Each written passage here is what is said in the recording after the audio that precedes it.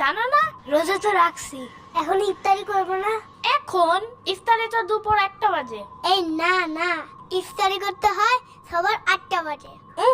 বড় মানুষ সন্ধ্যে বাজে ইফতারি করে, আর ছোট মানুষ 1টা বাজে করতে হয়। ও, কিন্তু আমার আম্মু সকালে একটা চিঠি করছে জানো? হ্যাঁ, আমার আম্মু বলছে কি, উঠো উঠো সেহরি খাবা না? পরে সেহরির বদলে শুধু ভাত খেতে দিছে। এই কারণে ওইটাই তো সে আরি সিহারি। সত্যি? হ্যাঁ হ্যাঁ, ওইটাই তো বললাম। আমি আরিতে কলা দিয়ে মাছ খাইছি, অনেক মজা। কিন্তু ইফতারি তো আলাদাই, তো ভাত সেহরি হয় কেমনে? এমনে অমনে হেমনে। মেন কথা হইলো তুমি রোজা রাখতেছো না, বুঝছো? ঠিক মতন না রোজা রাখলে অনেক সমস্যা আছে। আমাদের ওই বাসার ওই পিচ্চি রোজা না রেখে মিষ্টি খেয়ে ফেলছিল, পরে ওর পেট খারাপ হয়ে গেছে, পরে ওর খালি মাথা চুলকাইতো অনেক।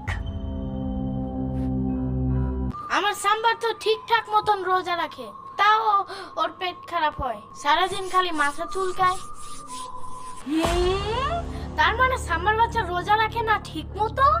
লোকে তাহলে সবকিছু তাহলে ওই খায়। আমার কেকও খাইছিল, আর দোষ দিছে নিশিবুতের। সাম্বারে দেখলে কেমন জানি মনে হয় কি রোজা রাখে নেই। ওরে দেখলেই মনে হয় মাত্রই খাইছে কি জানি। বাট মাহাদি, হ্যাঁ তুমি কিন্তু ঠিকঠাক রোজা রাখতেছ না, বুঝছো? এগুলো ভালো না। কারণ আমার আম্মু বলছে ঠিক মতন রোজা রেখে দুপুর 1টায় যদি ইফতারি না করে তাহলে নিশি বোঝা এসে পড়ে। রাইট। বাট দুপুরে 1টায় না, আমার আম্মু বলছে সকাল 8টা বাজে ইফতার করতে হয়, সকাল 9টা বাজে খেলে আরেকটা রোজা রাখা যায়। আলো, তুমি ব্যাপারটা বুঝতেছো না। তোমার আমার আম্মুর কাছে নিয়ে যাবে না, দেখো পরে নিজেই জানতে পারবে। আচ্ছা ঠিক আছে, তাহলে ইচ্ছা মতো কপ কপ করে চিপস খাইতেছিল, আমি আমার নিজের চোখে দেখছি। খেপাস কেন খামাখা ওরে?